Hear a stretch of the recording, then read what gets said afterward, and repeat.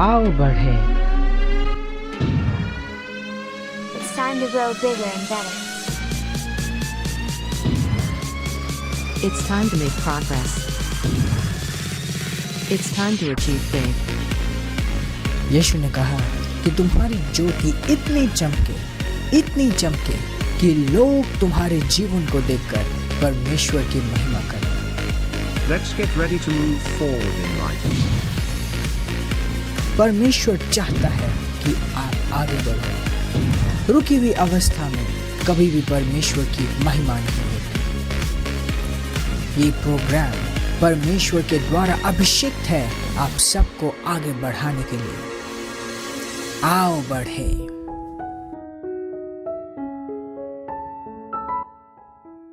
Praise the Lord. यीशु के सुंदर, भव्य और महान नाम में मैं पास्टर प्रेज आज फिर से आप सबका स्वागत करती हूँ इस सुंदर समय में जिसे हम कहते हैं आओ बढ़े। सबसे पहले आप सबको नव वर्ष की हार्दिक बधाइयाँ। इस नए साल में परमेश्वर के वचन को आप अपने जीवन में सबसे प्रथम स्थान दें।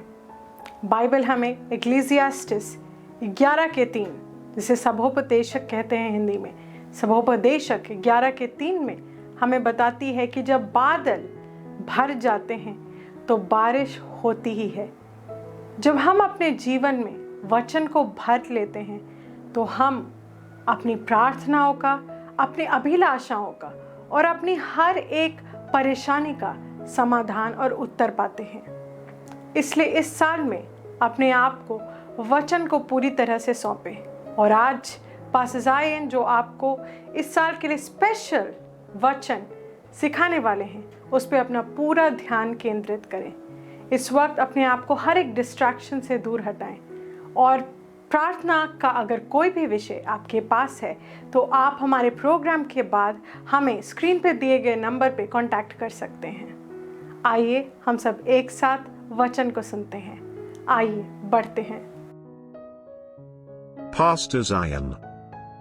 Transforming lives through the Word of God. Worth listening. Praise the Lord! Hallelujah!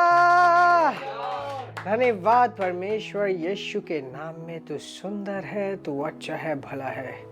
तुझे धन्यवाद देते हैं तेरे प्रेम के लिए, तेरी सुंदरता के लिए। और इस वक्त मैं प्रार्थना करता हूँ हर एक भाई, हर एक बहन के लिए जो हमें देख पा रहे हैं, जिन्होंने अपना विश्वास हमारे साथ जोड़ा हुआ है, जो हमें सुन पा रहे हैं, वचन को विश्वास के साथ ग्रहण कर रहे हैं। मैं प्रार्थना करता हूँ कि उनके हृदय और आत्मा खुले हो। आज ये वचन अनुग्रह लेके आए इनके जीवनों में, एक संपूर्ण समाधान लेके आए, एक बढ़ोतरी लेके आए और इनका जीवन पहले जैसे ना रहे। धन्यवाद परमेश्वर। इनके कान सुनने के लिए तैयार हो, इनके हृदय ग्रहण करने के लिए तैयार हो, यीशु मसीह के नाम में। आमेन, आमेन, आमेन। Praise the Lord. मैं आप सबको इस बहुत ही खास और अभिषेक प्रोग्राम आओ बढ़े में स्वागत करता हूँ। Praise God. वाओ।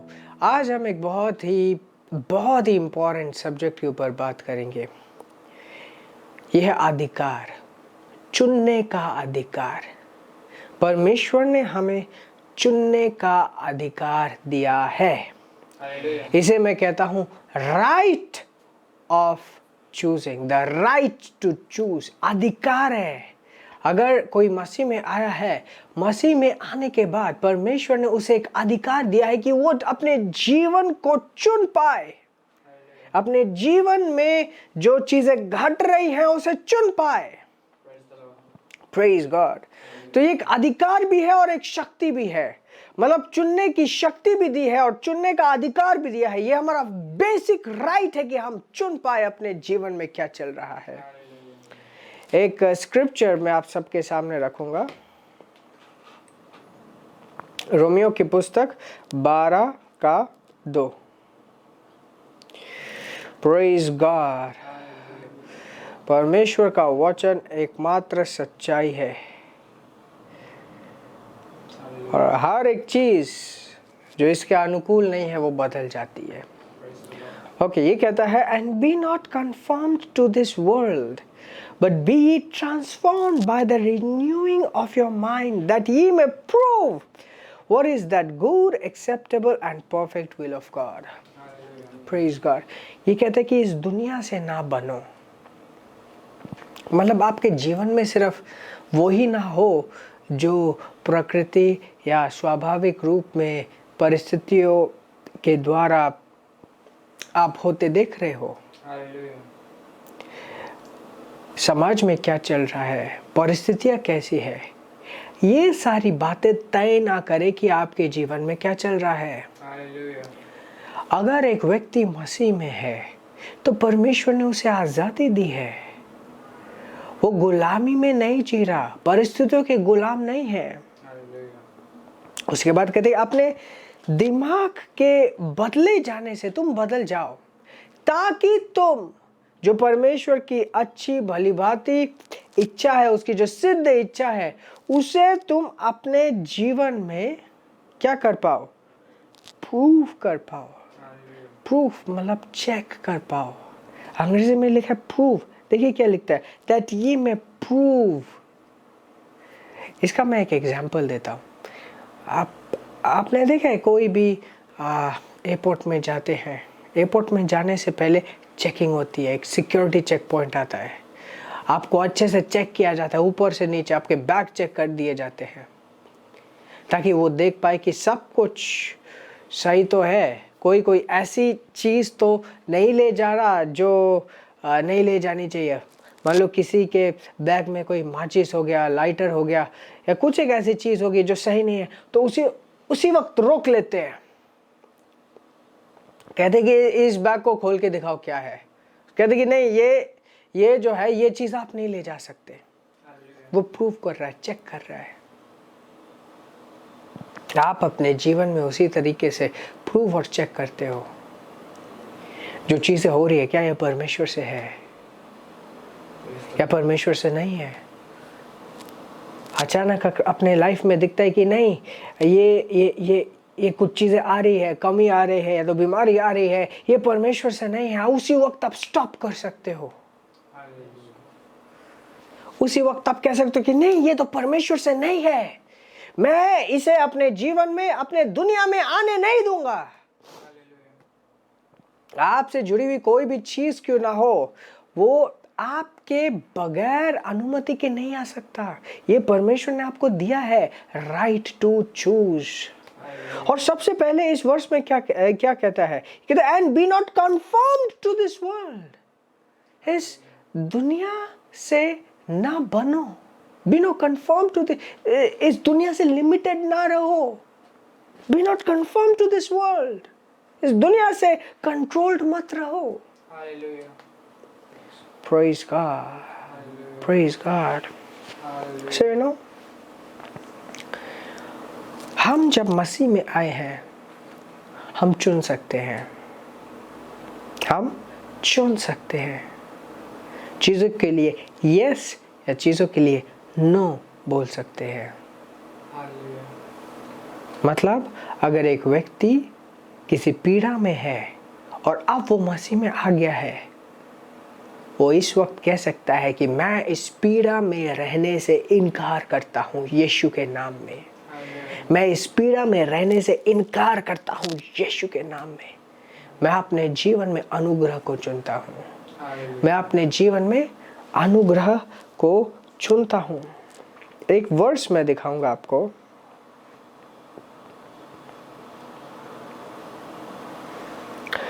और ये है इब्रानियों की पुस्तक 4:16। किंग जेम्स से पढ़ेंगे। इब्रानियों की पुस्तक 4:16 निकालिए। ये कहता है कि let us therefore come boldly onto the throne of grace।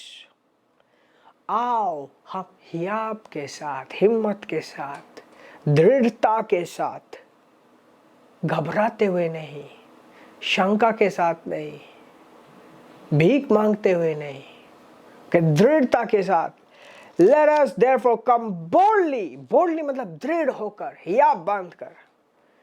Let us therefore come boldly onto the throne of grace. अनुग्रह के सिंहासन में आते हैं. That we may obtain mercy. ताकि हम मदद को, करुणा को ले पाए. Obtain मतलब ले लेना, मिलना नहीं, ले लेना. Obtain. We obtain mercy and find grace to help in the time of need. जरूरत के समय में हम अनुग्रह बटोरे, हम करुणा बटोरे, मदद बटोरे. कहाँ, कैसे? देखिए, अनुग्रह के सिंहासन में दृढ़ता के साथ आकर.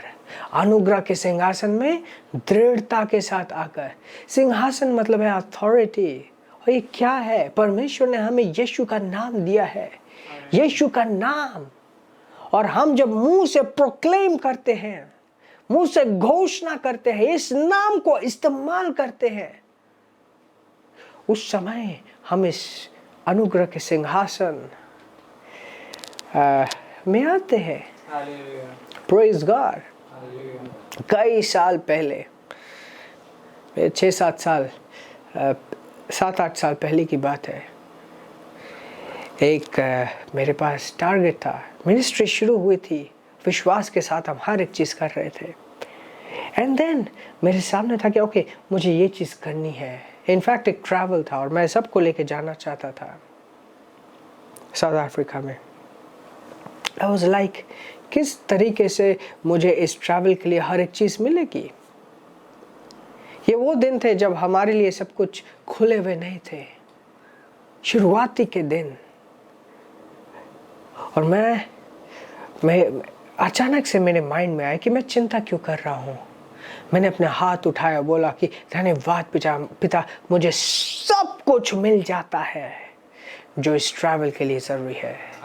यीशु के नाम में मैं सब कुछ ग्रहण करता हूँ. यीशु के नाम में. That's exercising. ये होता है कि मैं उस अधिकार को चुन रहा हूँ कि मैं अपने जीवन में कमी में नहीं रहूंगा, मैं अपने जीवन में परेशानी में नहीं रहूंगा. इनफैक्ट मैं अपने जीवन में संघर्ष में नहीं रहूंगा. जीवन एक संघर्ष नहीं है. खुद से बोले, जीवन कोई संघर्ष नहीं है. जीवन कोई संघर्ष नहीं है.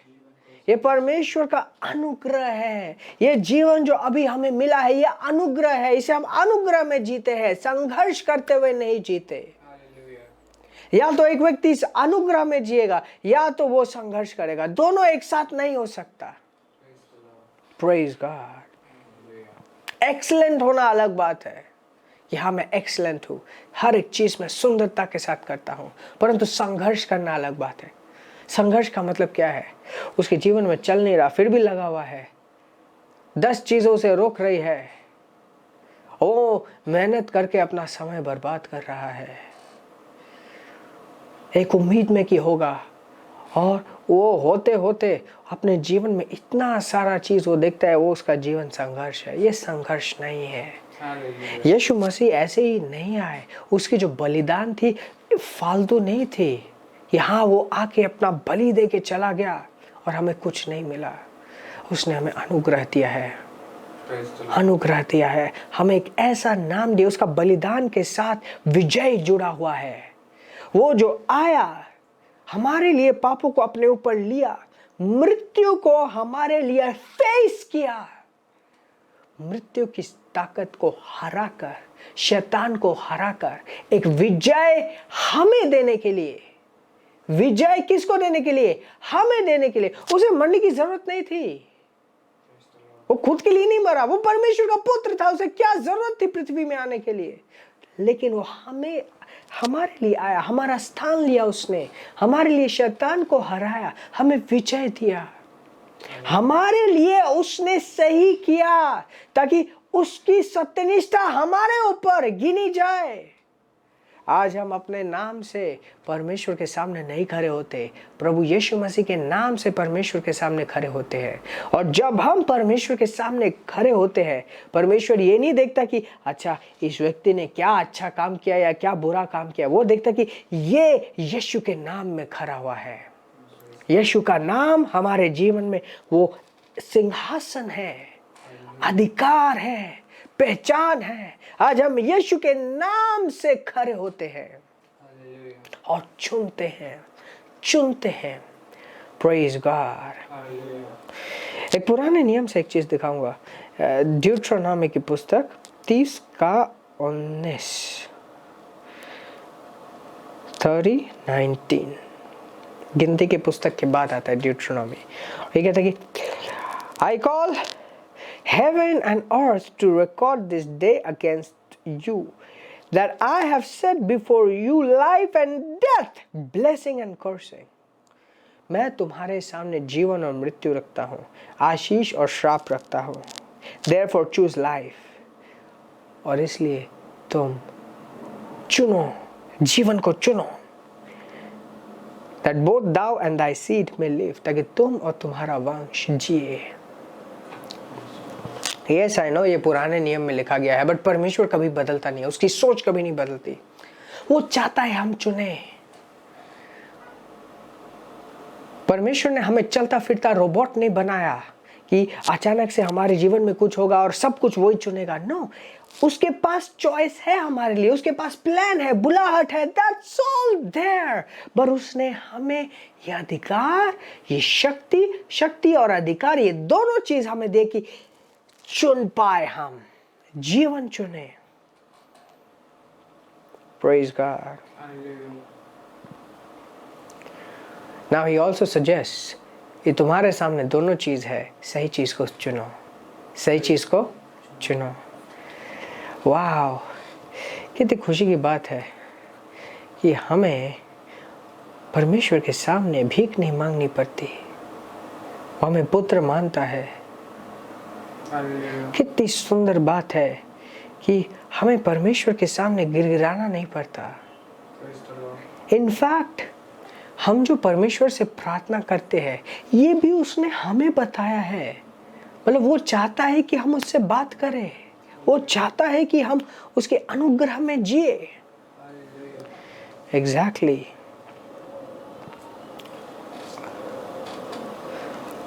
कुछ मैं अपने थॉट्स यहाँ पे रखना चाहता हूँ। प्रोवर्ब्स की पुस्तक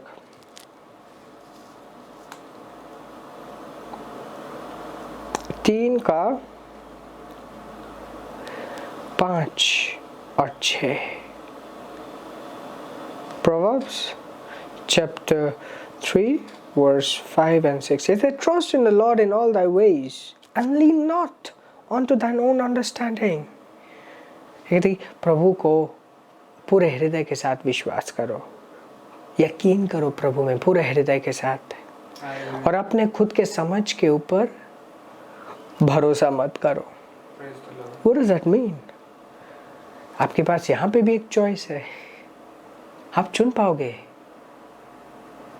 जिस तरीके से आप अपने जीवन की गतिविधियों को चुनते हो, साथ ही साथ किस दिशा में आपको अपने सोच को रखना है, अपने मन को रखना है, वो भी आप चुन सकते हो।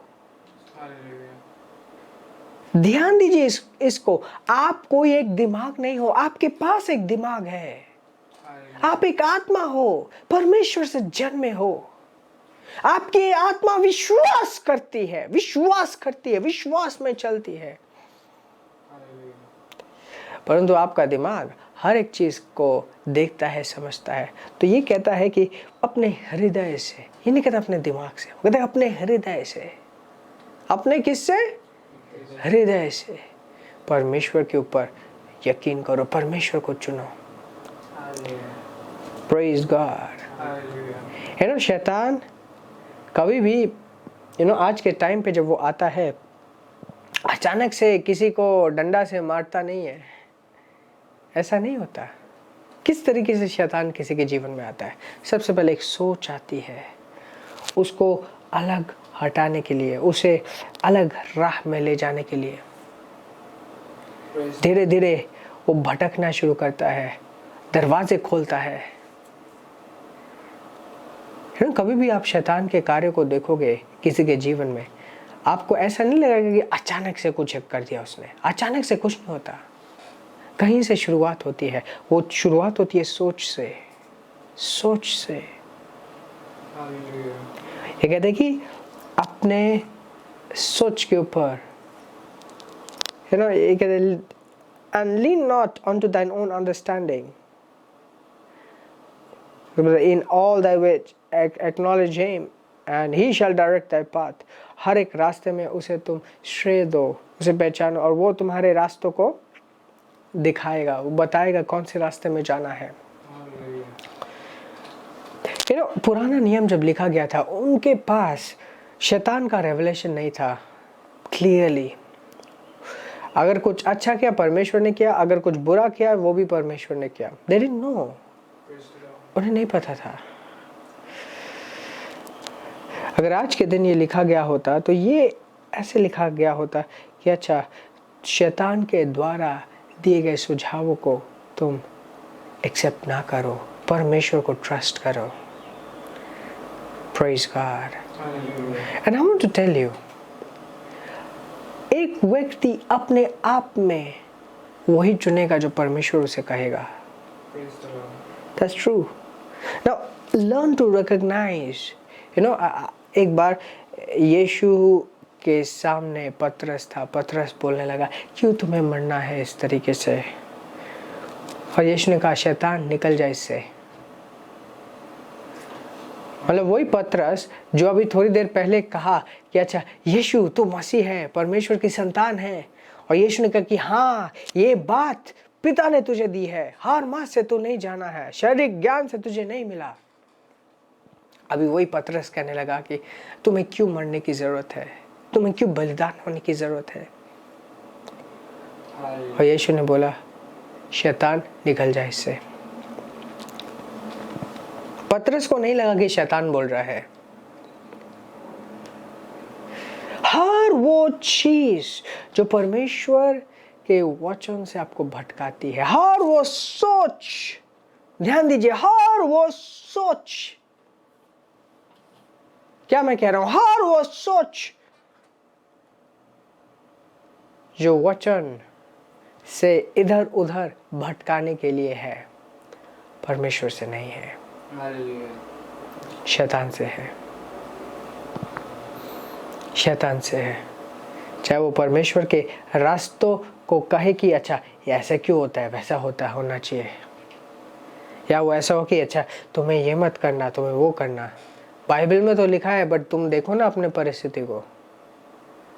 Praise God. है ना, एक नबी ने एक विधवा और उनके बेटे से कहा कि जो खाना तुम्हारे पास है मुझे खिलाओ। उसने कहा कि हमारे पास सिर्फ इतना ही है, और बोले नहीं नहीं मेरे को खिलाओ। बाइबल दिखाती है कि किस तरीके से बड़ा चमत्कार हुआ जब उन्होंने उस नबी की बात मानी। उस नबी के वजह से वे खाते पीते रहे। उस नबी के वजह से उनका उस विधवा का बेटा दोबारा जिंदा हुआ। हालेलुया। Praise God. हालेलुया। तो ये क्या कहते हैं कि अपने पूरे हृदय के साथ विश्वास करो। Now one more scripture I want to show to you. Proverbs 14:12. और ये कहता है, there is a way that seemeth right unto a man, but the end thereof are the ways of death. एक रास्ता है जो एक व्यक्ति को सही लगता है, उसे लगता है कि ना ये सही रास्ता है, परंतु उसके अंत में मृत्यु है। उसके अंत में क्या है? मृत्यु। उसे लगता है कि नहीं ये सही रास्ता है। Now, अगेन, अगर नए आज के प्रकाश के अनुसार ये लिखा गया होता तो ये कहते कि अच्छा, एक रास्ता शैतान दिखाता है जो लगता है कि सब सही है, क्योंकि मृत्यु कहां से है? परमेश्वर से मृत्यु नहीं है, अंधकार से मृत्यु है, शैतान से मृत्यु है। Praise God, praise God, choose life. Deuteronomy 30:19 कहता है कि मैंने तुम्हारे सामने श्राप और आशीष रखा है, जीवन और मृत्यु रखा है, जीवन को चुनो ताकि तुम और तुम्हारा वंश जिए। Praise God, praise God, praise God, praise God. Wow, isn't it amazing? हम चुन सकते हैं उसके वचन के ऊपर चलना, हम चुन सकते हैं अपने जीवन में क्या चीजें हो रही हैं। अब वो ये ना भूलो, कभी ना भूलो कि आपको यीशु मसीह का नाम दिया गया है और ये नाम अनुग्रह का सिंहासन है। किसी भी वक्त आप इस अनुग्रह के सिंहासन पे खड़े हो सकते हो और अपने जीवन में अनुग्रह बटोर सकते हो। Praise the Lord. मैं आपको इनकरेज करूंगा कि ये सेम वीडियो जब टेलीकास्ट के बाद YouTube चैनल पे आएगा, आप दोबारा इसे देखना, रिपीट देखना, आप 3-4 बार इसे सुनना, समझना, ताकि ये आपके अंदर बस जाए। आपका जीवन के प्रति आपका सोच बदले, वचन के द्वारा बदले। आई चैलेंज यू, ऐसा करेंगे आप हैरान हो जाएंगे किस तरीके से आपका जीवन एक नया मोड़ लेता है। Praise God, Hallelujah, Praise the Lord. ये समय है हम अपने भेंटों, अपने ऑफरिंग्स, अपने धन्यवाद की भेंट, अपने पहलौटे, अपने 10वां अंश प्रभु के पास लेकर आएंगे, राज्य में बोएंगे और प्रभु को महिमा देंगे। और जब तक आप ऐसा करते हैं, मैं आप सबके लिए प्रार्थना करूंगा। धन्यवाद परमेश्वर यीशु मसीह के नाम में, इन सारे भाई और बहनों के लिए मैं धन्यवाद देता हूँ यीशु के नाम में। तेरा वचन कहता है कि जो देता है उसके जीवन में प्रभु अलग आनंद के साथ, अलग हक के साथ कार्य करता है।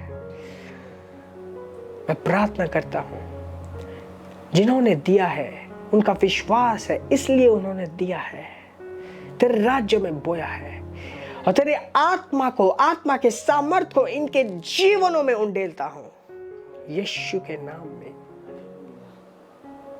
धन्यवाद पिता, धन्यवाद पिता, यीशु मसीह के नाम में। आमेन, आमेन, आमेन। Praise the Lord. आशीषित रहे और आगे बढ़ते रहे। Praise God.